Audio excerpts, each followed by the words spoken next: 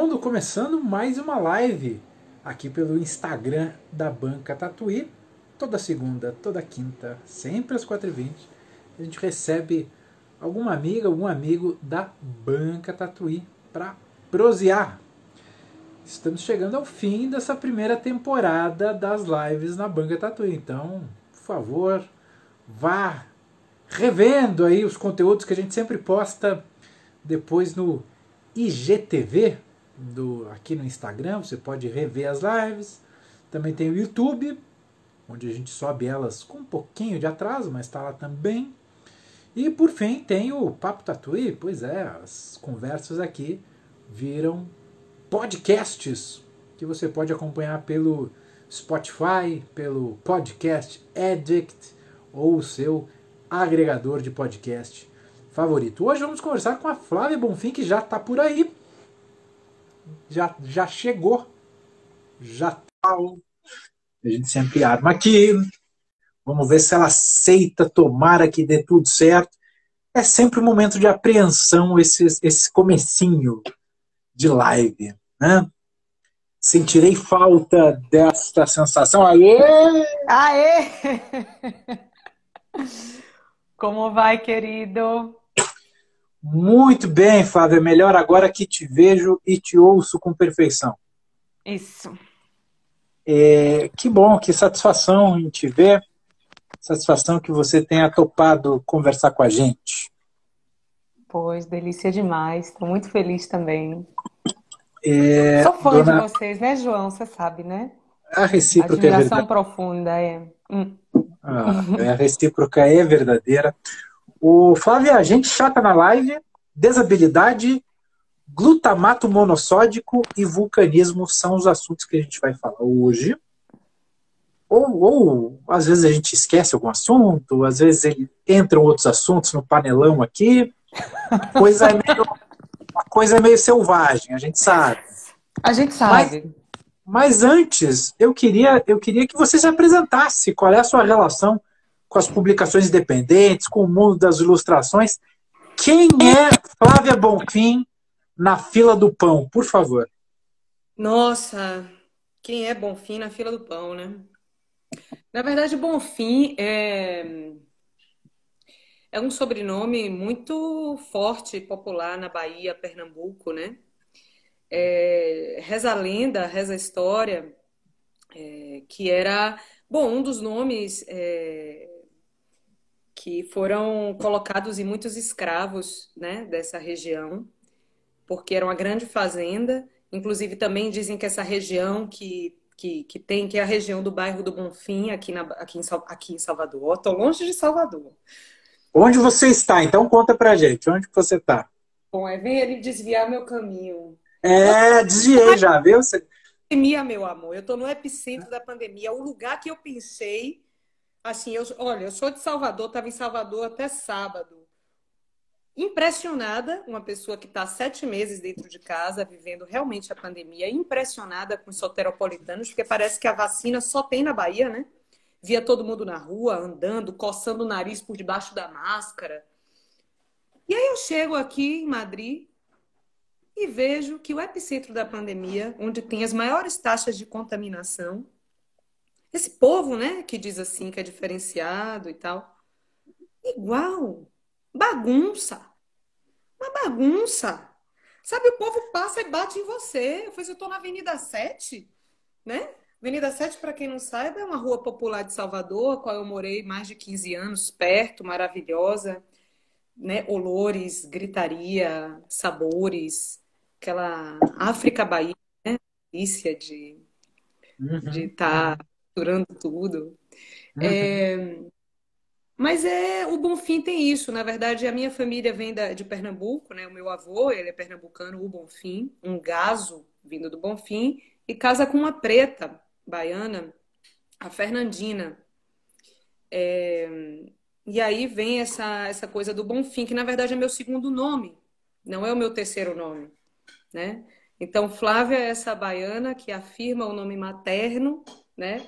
O nome preto, da família preta, o nome mais fácil, né? Que não precisa ser soletrado também. Ainda que Uhum, Bonfim uhum. tem M no meio, né? Precisa Sim, dizer que sim, sim, sim. é uma Acho que transgressão. tomara que eu tenha escrito certo, assim, mas eu me lembro, sempre me chamou a atenção esse bom fim com É, M. é mais os Bonfins de Pernambuco, né? Tem esse M no meio. Uhum, uhum. Não, Forte. legal, legal. Mas Então, ah, de onde é que veio a ilustração na sua vida, as publicações independentes, Flávio? vamos lá, João. Eu sou psicóloga, eu sou formada em psicologia. Acreditei nessa grande ficção, nessa. E o que me deu muito, na verdade, né? Vamos dizer que foram livros e textos maravilhosos que me fundamentaram nesse caminho, nesse trecho. E em 2008, cara, eu não sei explicar, eu tenho algumas invenções, eu invento, tá, João? Eu invento. Tem umas Tá mentiras aqui, valendo, nem tudo é verdade, tá valendo, né? Então, se tudo alguém tá tiver valendo. me conhece, por favor, não me desminta aí. Não acabe com a brincadeira.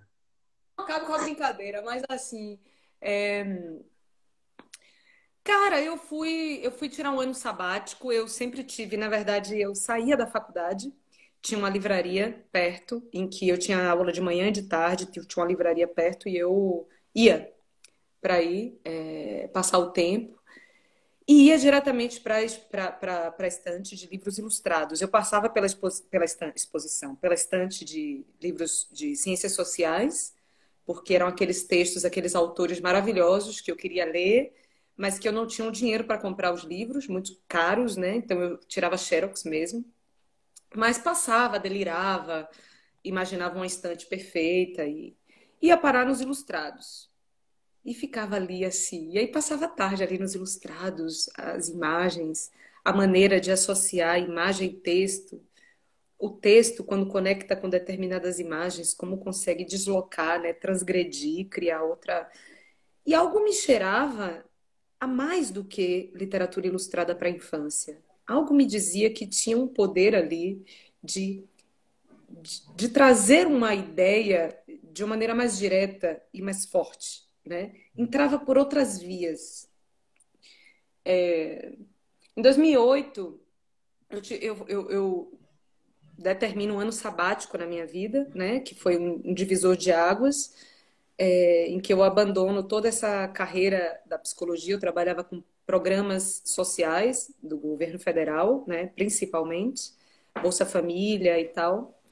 Eu venho de uma linha de estudo da psicologia social comunitária e vou viver na França um ano. E lá eu vou trabalhar numa livraria e vou ser responsável pelo setor infantil. Não falava um oi em francês. Cheguei lá, pá.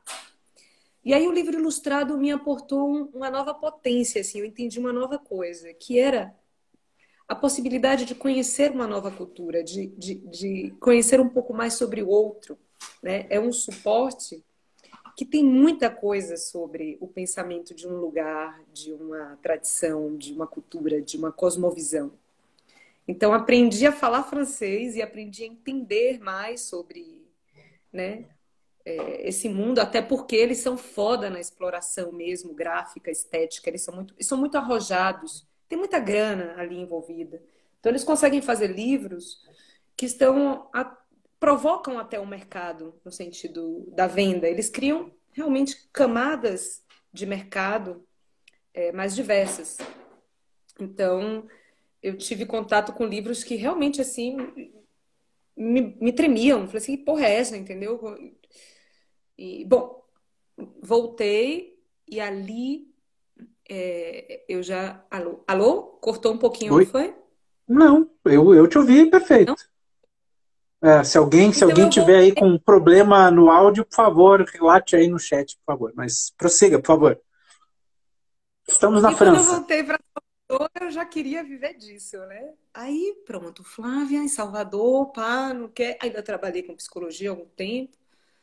Eu falei, faço o quê, né? E vou buscar minha formação. Só que aí eu tô na Bahia, que é, né? Livro ilustrado, ilustração. Começa a sair um pouco para estudar, vou para São Paulo. Vou para algumas cidades também referência aqui na América, lá na América Latina. E vou me confrontar com um tema que me custa muito, que é o tema mesmo do processo de colonização, né? De, de, de outras referências sobre imagens, sobre narrativa, sobre semiótica. E nessas saídas eu me confrontei com alguns posicionamentos bem racistas, né? Bem colonialistas sobre a ideia de cultura gráfica. E aí vem o start. Transformar a periferia num centro, porque o mundo é policêntrico, né, João? O mundo é Uhum, policêntrico. E aí começa o. Ó, eu tô até com um lancezinho do festival aqui, né? Que foi o último tema, que foi o vulcão. Vulcanidades é um dos temas também aqui da. Então nasce o Filé Expandido, né? Esse festival de ilustração e literatura na Bahia, nasce primeiramente como uma ideia de deslocamento mesmo de um eixo de produção e pensamento da literatura ilustrada e acaba trazendo também, porque ainda uma terra que não é um campo fértil, mas ainda não tem uma cultura, né? Uma semeadura. E, e nasce a primeira feira de publicação independente dessa geração, né? Desse movimento contemporâneo em Salvador, dentro do festival. Na época, em parceria com a Sociedade da Prensa, né? A gente faz dentro do festival a primeira feira, isso é estou falando de 2015. uhum, Depois, em 2016, a gente desloca, a gente tira do festival a feira e faz a Tabuão, né? E aí a cena já está completamente criada, reverberada, todo mundo querendo entender melhor o que é isso, né? Pegando carona nessa cena que já estava acontecendo em outros lugares do Brasil, vocês em São Paulo, né? A Feira Plana também. Então, tudo estava. E o Salvador, então, se bifurca em duas grandes feiras, né? Que é a Paraguaçu e a Ladeira, tentando acontecer e manter essa instigação, né? Para que a galera, né, continue pensando o livro, o impresso, a cultura gráfica, o papel uhum. e é isso aí, mais ou menos, o Bonfim na fila do pão. Legal. Flávia, deixa eu aproveitar então para dar dois recados importantes. Primeiro, já que estamos falando de feira, a Feira Miolos neste ano acontece de maneira virtual, então fica o convite para todo mundo que está nos assistindo, seja na versão ao vivo, na versão gravada, na versão editada, enfim, para seguir Feira Miolos aqui no Instagram. Vai tudo acontecer de maneira virtual. Então a Flávia, que está em Madrid, vai estar aqui com a gente, vai poder visitar como se fosse estivesse aqui nos corredores da Biblioteca Mário de Andrade. E quem tiver mais longe, quem tiver Oh, em Tóquio, quem tiver onde for, pode visitar a Feira Miolos nesta primeira edição virtual. Dá um nervoso, mas é um nervoso bom de fazer uma coisa assim diferente. A força de todo mundo aí vai ser importante para que dê certo. Segundo recado é que aqui, mais ou menos, se eu não estiver muito enganado, aqui embaixo onde eu estou apontando, ó, tem um pontinho de interrogação. Esse ponto de interrogação vocês podem usar para fazer perguntas, comentários, enfim, bem entender. É uma maneira um pouco mais organizada de interagir, porque aqui no chat as coisas ficam subindo, às vezes de maneira meio louca, e eu temo em ficar tocando muito no celular, porque se eu tocar, é capaz de eu desligar, e aí já viu, né? Danou-se, aí a coisa vai ficar ruim. Então, tá aqui no ponto de interrogação, é a melhor maneira de interagir nesse papo que vai começar agora falando de gente chata na live.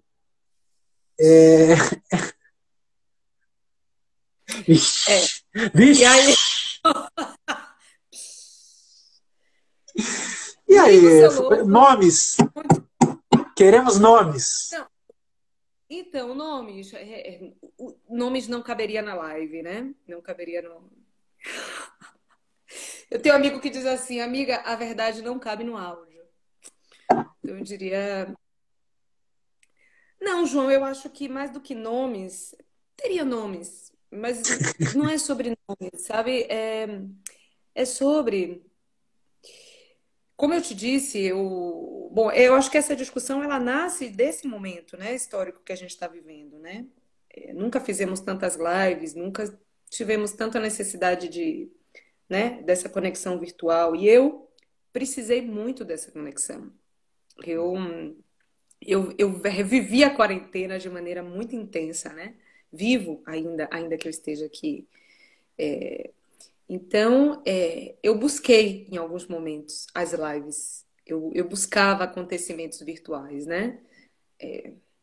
As madrugadas insônias. Eu falava assim, porra, como é que não tem ninguém fazendo live? Tipo, 1 hora da manhã e eu querendo uma live, querendo um papo, né? Eu vivi essa sensação. Mas quando via uma live, eu clicava e eu não conseguia ficar muito tempo. Então, eu comecei a pensar sobre isso, sobre essa vontade de conversas, de falas, mas assim, nem todo mundo é da fala, né, João? O que eu pensava muito era sobre. E com todo o risco que corremos aqui, hein? Que depois eu seja a hashtag gente chata.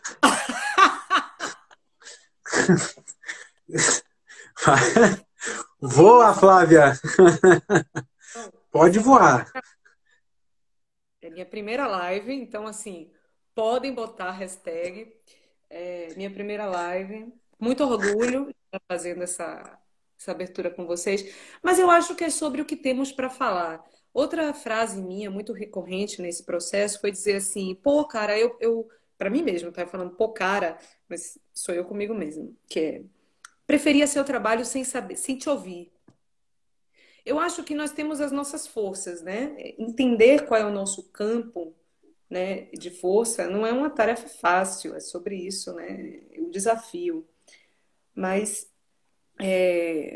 às vezes eu via artistas com um trabalho gráfico que me emociona, que me emocionava, sabe? Mas assim, quando a pessoa abre a boca para falar, né? Você tá aí nessa jornada da live, né, João? Então, assim, manter uma live é um negócio, manter, né, que todo mundo que entra, que entenda, é você estar o tempo todo, de alguma maneira, atualizando, né? Existe uma inteligência. É preciso estar sempre colocando dentro da narrativa alguma palavra que enganche, que quem entra chegue e entenda o que está acontecendo, sabe? É difícil, custa muito. Então, eu acho que eu me decepcionei muito, né? Eu me decepcionei muito porque eu acho que live pede da gente algo que nem sempre a gente tem e tá tudo bem, né? E tá tudo bem, porque os silêncios que a gente tem numa conversa de bar, ou numa conversa de sorveteria, ou numa conversa de sofá, eles não conseguem ser transportados aqui, né? Esse respiro quando a gente olha para outros lados e que tudo é contexto para aquele ambiente, para aquela voz, para aquela cadência, para aquele texto, né? Então, eu acho que é um espaço, mais do que pensar gente chata na live, é o que é esse formato, né, dentro do nosso repertório relacional. Não, não tô aqui botando terra, não, porque no sentido assim, eu tô querendo pensar como a gente ainda pode amadurecer esse espaço, sabe? Uhum, Eu sim. acho que essa estrutura ela veio para ficar, sabe, João? Uhum. Eu não acho Não, que e até a sua provocação, viu, Flávia? Ela é muito boa, principalmente para as editoras que vão participar da Miolos, assim, editoras, que elas vão precisar fazer isso que você está apontando. Inventar, criar, tirar coisas boas desse contexto amargo que vivemos, dessa nova necessidade. Diante do obstáculo, tem que se superar de alguma forma, e aí é criatividade ou morte. Eu acho que é o novo grito de independência. Né? falou do amargo, né? Diz que Amargo é o sabor para gente ruim, né? Hum, hum. Eu ouvi falar isso uma vez quando eu declarei que amava água tônica. Ah, é? É, Amargo? E aí as pessoas é, acharam que você era ruim, é isso? que não tem essa camada, né? Vamos lá. Que Acho, João, isso. assim, quando eu passei dos 40, eu parei de ficar me enganando, sabe? Eu acho que tem uma coisa que acho que também conecta com um monte de coisa aí que a gente vai conversar, né? Uhum, Que é o processo do auto-engano, né? Quando a gente também está assim se expondo nas redes sociais, na live, a gente está falando de um processo também que, em certa medida, né? Existe um forjar, né? A gente forja algumas coisas, né? O fato de eu estar mais nessa postura e não nessa postura, talvez eu esteja forjando uma Flávia que é diferente dessa. E a gente vai nesse jogo, né, de angulações e reangulações, nos moldando nesse mundo aí. Né? O negócio é que nem sempre funciona, por isso que o tema a gente chata na live.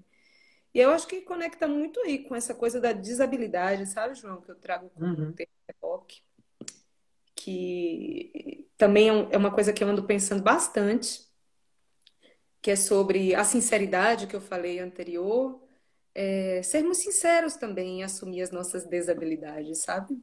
A gente não precisa ser hábil em tudo, a gente não precisa saber tudo e tá tudo bem.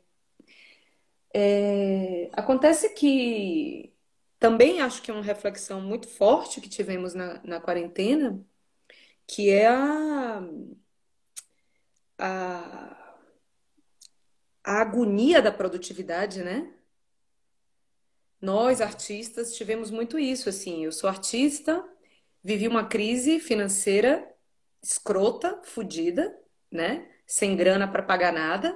Os R$ 600 vieram, assim, como para pagar metade do meu aluguel, né? Assim, e que fazer, né? E aí você pensa, porra, tenho que produzir. Tem que produzir o quê? Para quê? Né? Os editais emergenciais, querendo sanar alguma coisa. E a gente, naquela ânsia, achando que não está conseguindo responder, não está conseguindo criar conceitos novos para essa pandemia, para esse absurdo, né?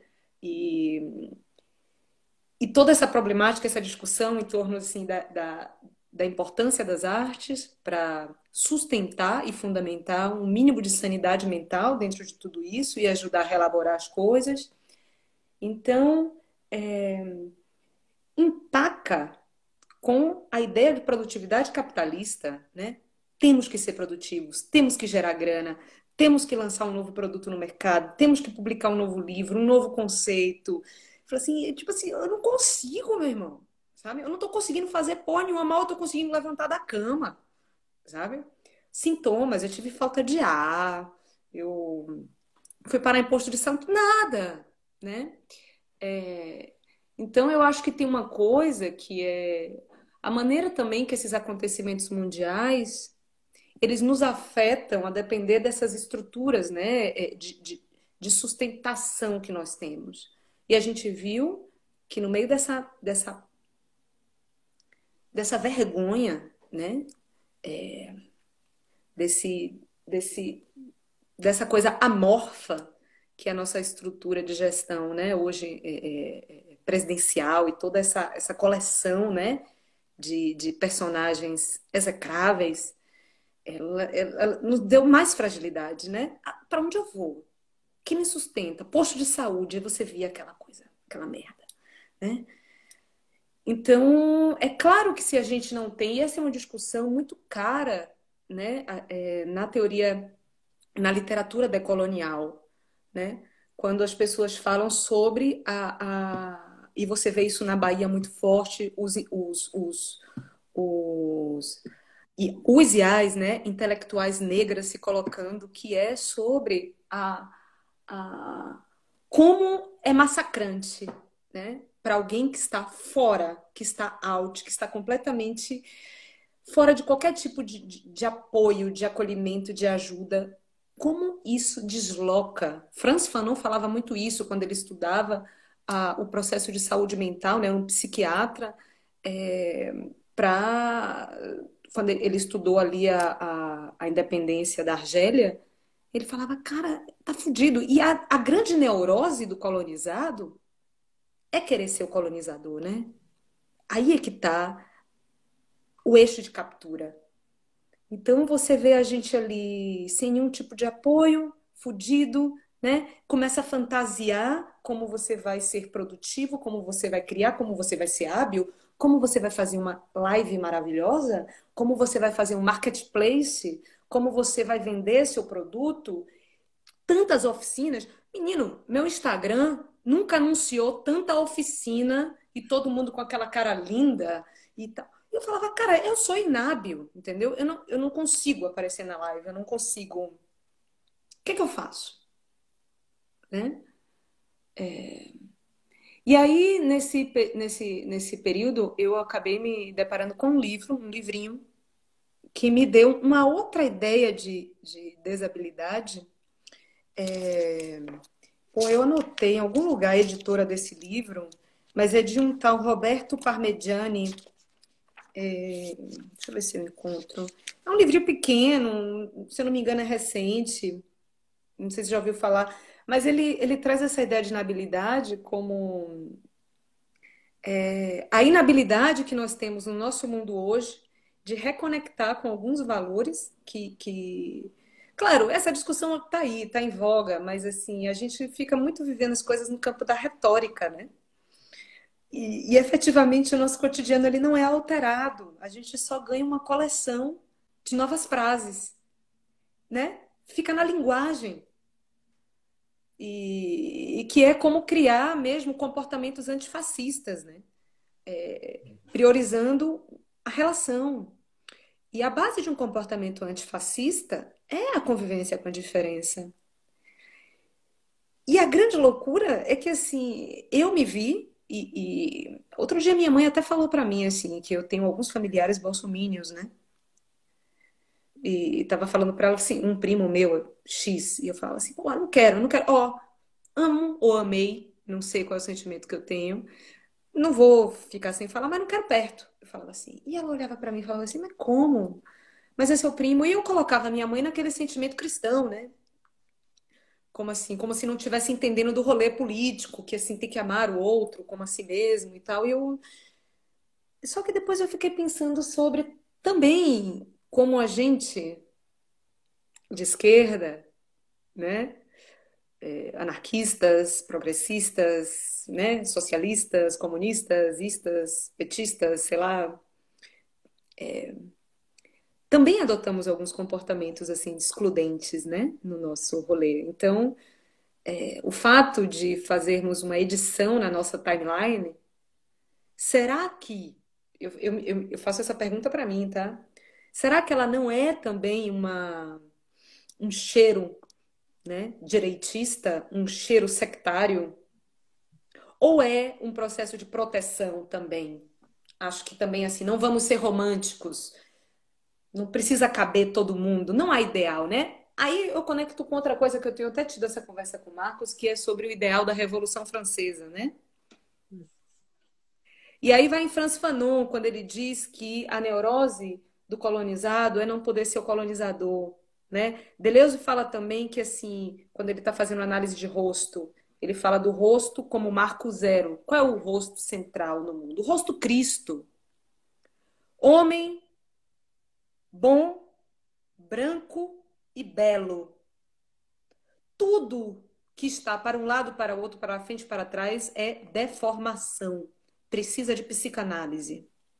Se você é preto, se você é mulher, se você é lésbica, se você é gay, se você é latino, sudaca, fudeu, meu irmão. Sua mente já é deturpada, você já é perverso. Freud tá aí para explicar as perversões, entendeu? Qual é a questão? Você sempre tá lutando. Sempre, você. Bom, eu tô falando daquele que come a pilha. Não sei se em São Paulo tem esse termo, comer a pilha. Não, o que, Comer a que pilha. é comer a pilha? Comer a pilha, gente, é uma das frases mais maravilhosas baianas, viu? Porra, velho, comer essa pilha não. Como assim? Comer a pilha. Que Pilha é? é, né? Aham. Pilha é a bateria. Então você não Bateria, vai comer, energia. vai ser ativado nessa energia. Então eu não vou me conectar com essa energia. Não vou começar. Ah, sabe, Flávia, que no Rio Grande do Sul se fala em pilhar alguma coisa. Eu vou. Não entra não entrar nessa pilha é parecido com isso. Não vou. Ou pilhar enfim, para alguma coisa ruim, para provocar, sabe? Sei Aham, aham. lá, Flávia, como assim você não vai falar da gente chata na live, tarará, sabe? Essa pilha Essa que às vezes pilha tem esse sentido. também. Negócio de botar pilha, é por aí. Olha que interessante. Mas o baiano, que é mais intenso, ele vai comer a pilha. A pilha Não é comer. comer água, entendeu? Comer Tá água. bom. Não é pilha. Ah, entendi. Que quiser, né, velho? É. Mas agora, Então, é. Flávia, Ah, não, prossiga, por favor. O seu raciocínio tá lindo, tá maravilhoso. Eu tô eu acho sorvendo. que é Vai assim. lá. Quando a gente fala, né? E eu vou falar sobre a Revolução Francesa que eu estava falando, que é esse ideal de igualdade, fraternidade, maravilhoso. Isso é o que nos fundamenta enquanto Ocidente, né? Enquanto uma sociedade ideal dentro dos marcos dos Estados-nações, do respeito à diferença, mas conviver junto. Ou seja, uma grande ficção, belíssima, profunda, que mas que nos coloca sempre no lugar, no purgatório, né? Ou seja, de novo, é o retorno ao mimimi da mitologia cristã, ou seja, a gente sai do paraíso e a gente tenta voltar ao paraíso, né? A gente tenta voltar ao céu. Enquanto isso, tá todo mundo provando o quanto a gente consegue, né? Aí, outro dia mesmo eu estava vendo uma discussão muito interessante de artistas pretos que aconteceu lá em Flavão, no ateliê da prensa, e aí um deles falava assim, é foda, né, velho? Porque assim, por mais que a gente se esforce aqui, né, nas discussões, na produção, nas leituras, no campo semântico, porra, a gente não fez uma FAO. Então, o que significa isso, né? São portas que se abrem aí, e aí você pensa assim, porra, mas será que é mimimi? Será que é mimimi? Nhe, nhe, nhe. Se essa frase foi dita, se essa frase foi anunciada, ela precisa ser escutada, né? Então, você pode concordar ou não, mas assim, o mínimo é dar um passo atrás, escuta de novo, né? Ela sai de uma história, ela sai de um corpo, ela sai de uma vida. E que para falar isso, algo foi processado. Então, sabe, João, eu fico muito assim, reticente em pensar as coisas ideais. Porque se eu penso sempre o ideal, se eu penso ser o colonizador, se eu penso ser o porque colonizado e colonizador ainda é um conceito muito recente, tá? Eu me lembro que quando eu era da escola, que eu achava que índio, colonizador, colonizado era coisa de livro. É muito foda isso, porque a galera não atualiza e acho que a gente está vivendo um momento muito interessante, que esses conceitos estão sendo trazidos com muito fundamento, né? Estão sendo repensados com muito fundamento. Então não ter medo da palavra, sabe? Que muita gente, eu não gosto de falar certa palavra. Ó, velho, se a palavra tá na boca do povo, fale mesmo, porque é o momento de hackear ela, entendeu? Porque tem muito intelectual que quando a palavra começa a virar pop, começa a querer se diferenciar. E eu digo, não, tá perdendo o momento, que é quando a palavra impregna, é que você pode clivar ela. Bom, então, João, só para terminar essa ideia, eu acho que assim, se a gente mantém muito o ideal de construção, e aí eu falo para a gente, inclusive dos rolês das feiras, da publicação e tal, que a gente fica sempre assim, olha, a live não é o ideal, o virtual não é o ideal. Cara, é ideal sim, é o que tem para hoje. Estilo é o que tem para hoje. Quando tiver outra situação, isso é a criação que você falou, João. Para mim é lindo isso que você falou. Ser criativo não é só um discurso de teta healing, entendeu? É como você dobra a força. É como você tem os ingredientes lá na sua geladeira que não tem porra nenhuma e você diz, eu vou fazer aqui uma comida sensacional. Então, ideais, liberdade, igualdade, fraternidade, mas assim, não rola, não tá rolando. E aí eu vou ficar sofrendo porque não tá rolando? Aí a gente fala de saúde mental, entendeu? Olhar no olho do leão, né? Tem um conto maravilhoso do subcomandante Marcos, lá dos Zapatistas, que tem um momento que ele fala assim: esse encontro que você olha o olho do leão e que você se depara com todos os seus medos, né? E você encontra toda a sua força. E aí, meu amor, o mundo pode estar fudido, entendeu? Você pode não ter um bom vinho na geladeira, mas você tá ótimo, Isso aí. É entendeu? isso aí. É o momento de tirar força, sem dúvida. Quando a gente só tá comendo comida com glutamato monossódico. Olha aí. Mas você é uma condutora mor. Flávia Bonfim, eu acho que eu posso ir embora daqui e te deixar. E te deixar aqui, porque você. É não, meu amor, sabe Então, o que Flávia.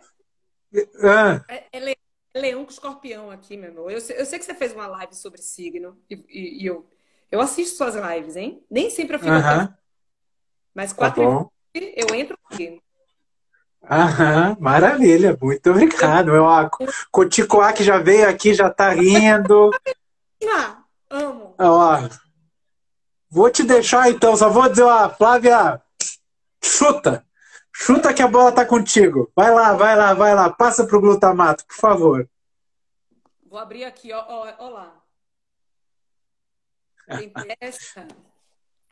Aí, tá. Monossódico, João e galera. Coticuá maravilhosa. Coticuá, ela é ratinha da Feira Ladeira. Tá sempre na Bahia, Ah, Feira Ladeira. Vocês também, né? Não vou nem falar. Mas glutamato monossódico, ele faz parte do meu repertório há muito tempo, né? Nas minhas conversas de bar e etc. Que quando a gente começa a falar sobre processos conspiratórios, sobre Nibiru, sobre os Anunnakis, temas recorrentes nas minhas mesas de bar, né? E chega na guerra biológica, né? Na guerra química, sempre passa por aí um pouco, e vem o glutamato monossódico. Muitas vezes eu já tive que explicar o glutamato monossódico porque parece que é mais um assunto desse repertório do conspiracionismo, né? Quando você fala, não, o glutamato monossódico acaba com os trabalhos, as sinapses, né? Na verdade, é um processo neuronal. Cara, João, é muito forte a parada do glutamato monossódico. E não é só um assunto assim de costuras, porque realmente tem a ver com tudo isso. O glutamato monossódico, ele é não sei se todo mundo sabe aqui, mas é um aguçador de acho- sabor. eu acho que vale a pena explicar do começo, Flávio, até porque depois esse vídeo pode chegar em se Servir, né? espalhar, enfim. Então vamos lá, do primeiro passo, por favor. Flávia Bonfim. Vamos lá, Flávia, baixando a bioquímica aqui. Aliás, uma coisa boa de ser de humanas é isso, né? Que a gente finge um monte de coisa. O povo diz assim, você Você começou falando que estava liberado contar umas mentiras e tarará. Pronto. aguçador de sabor. O glutamato monossódico é um pozinho mágico. Na verdade, é um sal de ácido glutâmico, né? Para trazer um termo assim mais específico. É, e que nós usamos hoje, né? Hoje, o que é a comida processada no mundo inteiro usa, no mundo inteiro, vírgula, vamos falar sobre isso. Asterisco, né? Nota de rodapé depois. Mas muito utilizado no sul do mundo, melhor, como aguçador de sabor, e mantenedor também da qualidade da comida, né? É uma substância descoberta há uns mais ou menos 100 anos, né? Um pouco mais de 100 anos, 120 anos e tal. Estou falando de 1907, 1908, em que um bioquímico japonês, desculpa, um bioquímico japonês estava pesquisando um determinado sabor baseado em uma sopa de alga né, que tinha um sabor específico e ele queria reproduzir esse sabor, algo muito marcante da cultura japonesa. Eu também tenho anotado aqui em algum lugar, alga kombu, tá? Então ele queria reproduzir isso. Nesse processo, né, ele encontrou essa união do desse ele adicionou o sal, né, o sódio a essa substância, que é um aminoácido. Tá aqui as pescas, que é o ácido glutâmico. Ele adicionou esse ácido, esse sal, esse sódio ao ácido glutâmico. E ele encontrou aí esse sabor. Qual é a loucura? Eu estou falando sobre uma produção sintética, tá? De algo que nós temos. O glutamato monossódico também é uma substância que a natureza produz.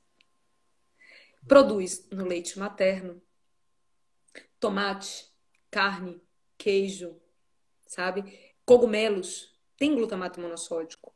E aí, qual é o BO?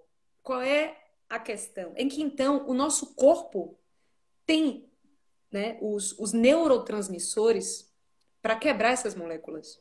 Ou seja, o nosso corpo, ele sabe se relacionar com isso, tá? Com esse sabor.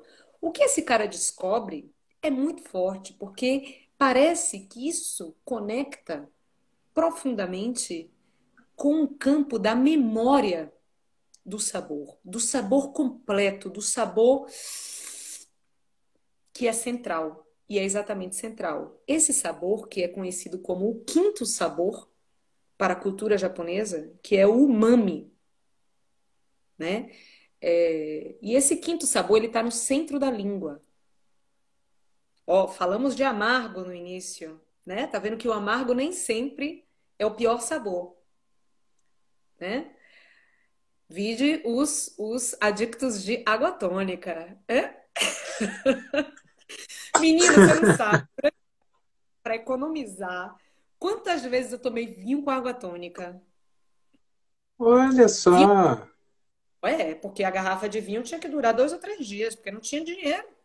E você tá lá na quarentena, tinha que tomar vinho. Pá, água tônica, delícia, um drink maravilhoso.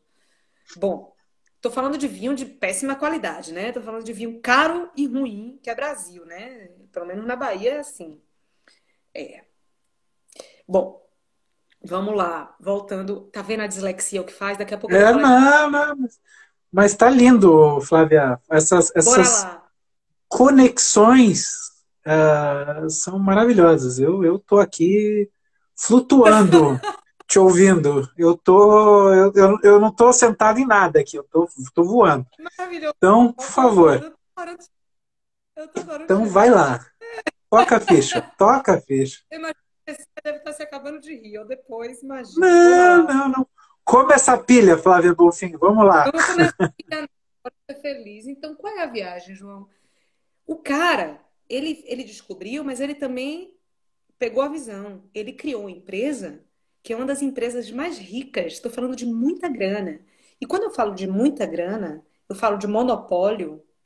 Não se pode dissociar isso de um processo de invasão e de perda de uma coisa, um tema que é super caro, né, principalmente para o sul do mundo, que é a questão da soberania alimentar. Isso eu vou deixar mais para frente. Então, o cara criou uma marca que se chama Ajinomoto. Ajinomoto. Ajinomoto era aquele salzinho que vendia, que era um potinho redondinho e que na cabeça parecia um chapeuzinho vermelho, ou também tinha um chapeuzinho azul, um potinho desse tamanho. Ajinomoto. Ajinomoto era um sal chamado glutamato monossódico puro, em que você fazia o quê? Sazon, caldo quinó, você fazia o quê? Deixava a sua família feliz, porque você é uma mulher que não tem tempo para cortar cebola e cortar alho. Então o que que você faz? Você joga o tablete do caldo quinó e você dá o quê? Amor à sua família. Porque amor é sabor. Foda. Aquelas propagandas, né, de 10, 15 anos atrás, que era a mulher gerindo a felicidade da família, né? Fazendo o café da manhã e tal. Então tá bem pesado, né? Então o glutamato monossódico ela é essa substância que ela está classificada como excitotoxina. O que que acontece no nosso corpo? Ela ativa, ela dá um prazer, ela ativa a serotonina, ela faz a produção de serotonina ficar louca, porque batata frita, essa batata frita, chips, sabe? Quem nunca cerveja e a batata e cerveja, ela vem, né, nesse campo. Por isso que é um campo do prazer profundo, né? E o umami, ela está relacionado com o centro do sabor mesmo. Isso ativa a nossa produção neuronal de uma maneira exacerbada. Então a gente fica excitado, sabe? A gente começa a sentir mais ansiedade, a gente tem problema de concentração, de memória, a gente não estuda, a gente não lê, a gente quer ficar louco, olhando, não, é para ontem, entendeu? Então, assim, misturando tudo isso que a gente está vivendo no mundo. Então, quando a gente fala de controle biológico, de guerra química, não pensa que é um avião que vai passar no céu e jogar fósforo também, mas não só isso. Guerra química, o crack é guerra química, né? Os Estados Unidos colocou o crack no Afeganistão para invadir o Afeganistão. O crack chega no sul do mundo destruindo o preto pobre, que é o que está frustrado, fudido. Ó, a gente falando de Fanon, de saúde mental. Você não tem solução para o seu problema. Você não tem família que te estruture. Você não tem um amigo que vai te emprestar 300 conto. Entendeu? Você não tem rede. Então, assim, o problema do crack, por favor, né, gente? A classe média consome pó, consome a maconha, tá ali, tá liberado. Né? A gente está falando de um outro processo que ativa. Então, o glutamato monossódico, depois a gente vai falar quem é que mais come comida processada. São os desavisados e é o pobre, né? Porque o pobre vai comprar enlatado, porque o glutamato monossódico, inclusive, João, ele faz com que o alimento não pegue o sabor das latinhas, porque latinha dá sabor ao alimento. Aí tem uma história que eu fiquei chocada, eu soube há pouco tempo também, né, atualizando alguns conhecimentos do glutamato para contar aqui. E uma história que aconteceu na Segunda Guerra conta, né, esses pesquisadores que chegava carregamentos de comida, né? E chegou um carregamento de comida, mas estragada, há muito tempo de transporte e tal, para o exército norte-americano. E eles tacaram glutamato monossódico, porque o glutamato monossódico também ele faz uma renovação no alimento apodrecido. Então, assim, quem está sabendo o que está comendo de verdade, né? Quem está sabendo? Então, assim, me faz pensar ou faz eu provocar aqui, né, que a discussão sobre alimentação, sobre orgânico, sobre a soberania alimentar, que é o que o nosso país produz, né? Quando a gente fala de agronegócio, de matança, destruição dos nossos verdes, a gente está falando também disso. É para plantar o quê? Né? Milho transgênico, soja transgênica, trigo. Né? Hoje já se fala também do trigo como algo muito danoso ao corpo, né?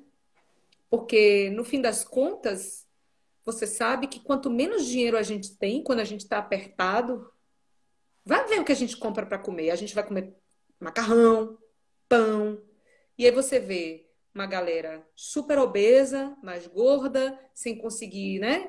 O nível de açúcar no sangue, o glutamato monossódico também, inclusive, ativa, parece que gera mais de 300% mais do que o açúcar, sabe?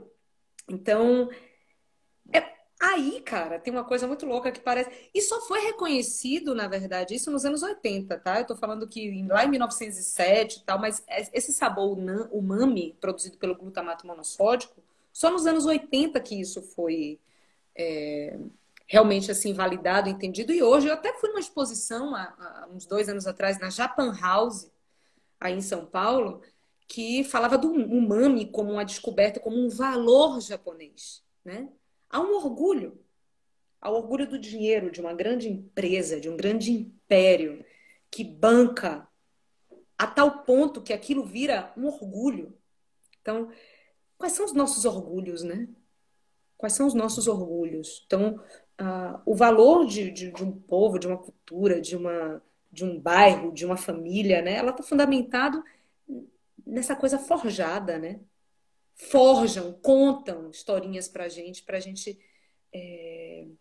Então, o glutamato monossódico, para mim, simbolicamente, ele está muito associado à perda, não só da liberdade de escolha, né? O Mas que é como o engano. money, Flávia? Flávia, o que é o money? Estão te perguntando. Vamos lá. Umami, U-M-A-M-I, umami. Umami é o quinto sabor descoberto por um japonês em 1907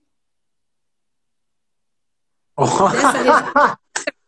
Olha aí, chegou. Tá aqui, ó. Alguém printa, por favor, printa. Ó. Tá ali, ó. Ele descobre esse quinto sabor, que é o centro do sabor, e que a cultura japonesa hoje, ou a cultura capitalista japonesa, tem como um grande valor, né? O umami, Uhum. feito. Umami. Tá aí, ó. Tá bem escrito agora. É isso aí, ó. Umami. Então, a Flávia tá falando disso. Tá falando disso. O Pronto. controle das papilas gustativas. A gente está falando de guerra química. Por quê? Provoca uma aceleração dos seus neurônios. E aí, gente, vai correr daqui até a China. Vai correr para você ver se você pelo menos não vai quebrar os dois joelhos, vai fazer. Nem Pilates vai resolver seu problema de articulação, entendeu? Ou seja, suas sinapses, elas podem sofrer danos irreversíveis. Você cansa as suas neuronais. Então, você vai voltar. Sabe? Então, você olha para um livro, claro, né, João? A gente acredita no livro, a gente acredita na leitura. Eu acho que assim, eu tô cada vez mais. Todos os papos que eu tenho aqui esses dias com o Marcos, todos, a síntese é, cara, é preciso ler. É preciso ler. E eu acho que eu tô nesse mantra, porque eu tô tendo problema no olho agora, eu tô ultimamente sem conseguir ler, eu tô ouvindo muito podcast, eu tô vendo muita live, vendo muita coisa com áudio, porque passei dos 40, tô precisando de óculos. E, e realmente é grave, não consigo ler. Isso tá me dando uma sensação de desatualização. Claro, eu sou leitora louca, convicta, adoro ler, mas assim, gente, se. E ó, não tô só defendendo o livro, não, tá? Eu acho que assim, acesso à informação, ele vem de. Antes de leitura de livro, tem leitura de mundo, né, João? E é saber ler. Porque quando você sabe ler, você desfaz o nó. Então, assim, não é papo chato de... Glutamato monossódico é uma parada real, gente. E, ó, vai botar aí no YouTube glutamato monossódico. Sabe? O glutamato monossódico já é proibido em muitos países nortenhos do mundo, da parte norte do mundo. Entendeu? Não tô falando de teoria da conspiração. É registro. Aí, João, tem uma parada muito louca que nos anos 60, 70 foi falado de uma síndrome, a síndrome do restaurante chinês, que na verdade era a síndrome GSM. O restaurante chinês, ele coloca tanto glutamato monossódico como realçador de sabor, que muitas pessoas começaram a sair dos restaurantes reclamando de leve dor na nuca, de palpitação no peito, sabe? De umas certas paradas no braço, assim, cãibras. E hoje já está comprovado que Alzheimer, Parkinson tem uma relação direta, diabetes com glutamato monossódico, né? Então, se você for reparar que o com maior consumo de comida processada está no sul e o maior índice desses problemas também está no sul, a conta já está clara, né? Até uma pessoa de humanas consegue fazer essa conta. Então, Fica bem evidente, né? Dona bem Flávia, evidente. antes que o nosso tempo estoure, eu queria te propor da gente falar Opa, do vulcanismo. Eu não sei qual é a conexão que você vê entre o glutamato e o vulcanismo, se é pô, que tem. maravilhoso, João. Agora você me pegou, tá vendo? Agora você fez a melhor Agora costura. eu. Agora chegou minha vez de provar que eu não estou aqui só para emprestar beleza Não. para essa live, que nem tenho. Meu querido, o vulcão é o que vem fazer a síntese disso tudo, né? O vulcão, ele é um arquétipo, ele é uma força, um arquétipo que me pegou, né? Que vem aí me pegando nesses últimos tempos. E eu tenho me relacionado com esse arquétipo de uma maneira, assim, epistemológica. Eu tenho me relacionado, sabe quando a gente diz assim, segundo fulaninho de tal, eu tenho me relacionado com o vulcão como o meu livro de cabeceira. Então, eu tenho estudado muito sobre os aspectos físicos, geográficos e também culturais, no sentido de atribuições, né, de- desse campo delirante e simbólico, né, que nós temos como cultura, como humanos, de atribuir significados aos acontecimentos da Terra e criação de deuses, de essas coisas. Bom, eu fechei meu caderno, ó, não era para fechar. Bom, e eu comecei então a me referenciar no vulcão como um mestre, né? Entender um pouco que força é essa, por quê? Estamos vivendo uma época de vulcanismos, né? Na verdade, toda a época, desde que foi a grande época do vulcanismo, que foi um processo de. Porque o vulcão, lá nos tempos primórdios, de formulação desse planeta como uma terra habitável, ou seja, criadora de oxigênio para que a vida pudesse, né? Ela teve as suas etapas, ou seja, os elementos da natureza, eles foram vindo pouco a pouco. Não nasceu tudo assim, não veio a água junto com o ar, junto com o fogo, né? Por exemplo, o oxigênio ele só é possível, a criação da atmosfera, porque existiu esse grande momento do vulcanismo, né? Foi essa liberação de gases e toda essa coreografia de elementos químicos que conseguiu separar as camadas, gerar a atmosfera e criar oxigênio. Então foi só depois do fogo que realmente o ar, né, criou essa ambiência habitável, porque antes, inclusive, foi a água, né? E a partir disso tudo, a terra também se fez fértil. Então, assim, é uma coisa que cria a outra também. E nós estamos vivendo um momento atual de um leve vulcanismo, ainda que sempre tem vulcões ativos. São mais de 1.500 vulcões ativos hoje, né? Só que nem todo vulcão ativo, ele causa, ele precisa causar medos, porque ele não é perigoso, né, para as comunidades que vivem em torno. Alguns sim. Então eu fiquei pensando muito sobre esse, né, de uns 2 anos para cá, muitas informações, alertas, até o Krakatoa, que foi uma explosão, né, em 1800, foi quando o Krakatoa, Flávia? Cadê? 1883, que foi uma explosão assim que é registrado como o som mais alto, né, que a nossa humanidade, enquanto, né, existência de humanidade, ouviu ou registrou. E agora teve, né, uma explosão, ou seja, muitos vulcões famosos, porque também tem isso, tá? Os vulcões famosos, né, quando eles explodem, fica todo mundo assim.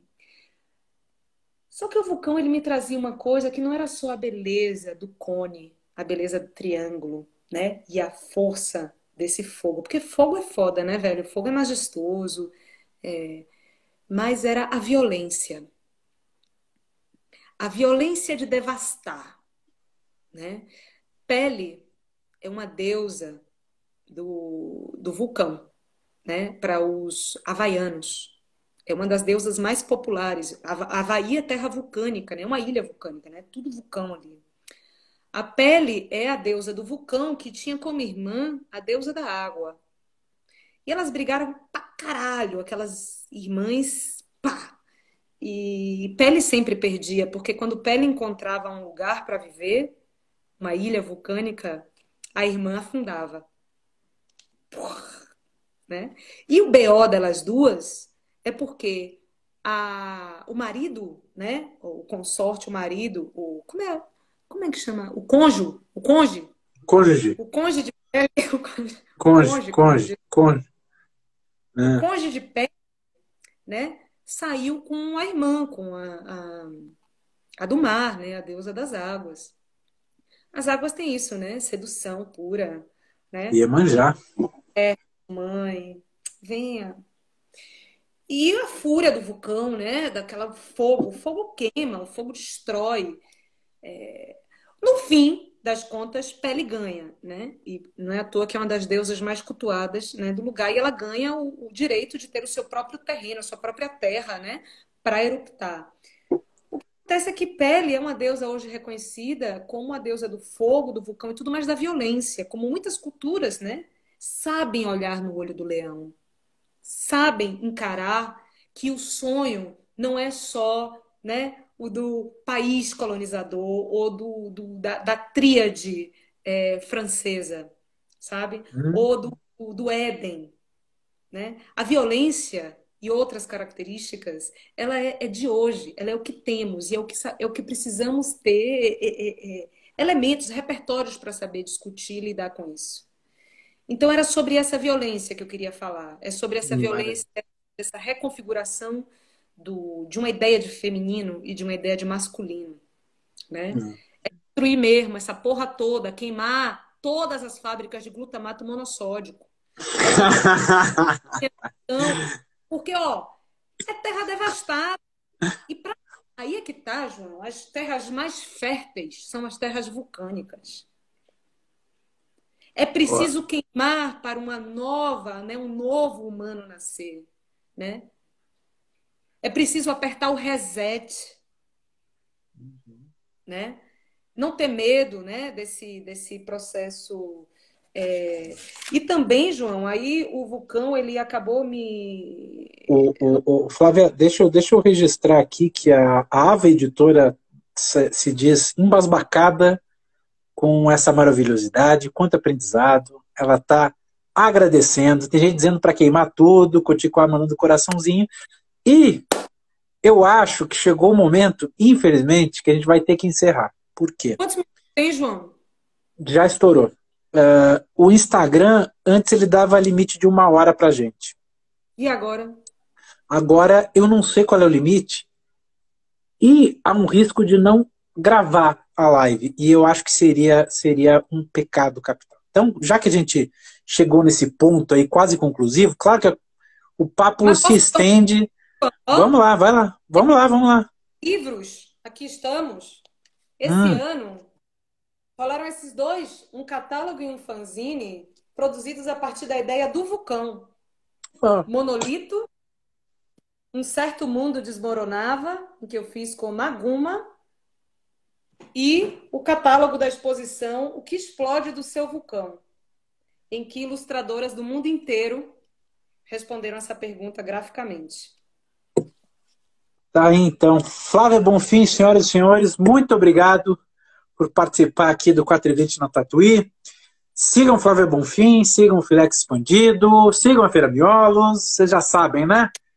E voltem aqui toda segunda, toda quinta. Por enquanto, já falei, está encerrando essa temporada. A gente sempre conversa com alguém muito interessante, como é o caso da dona Flávia Bonfim. Um prazer enorme, Flávia. Um beijão. Delícia, irmão. Valeu. Tamo Até mais, junto. gente. Obrigado. Tchau.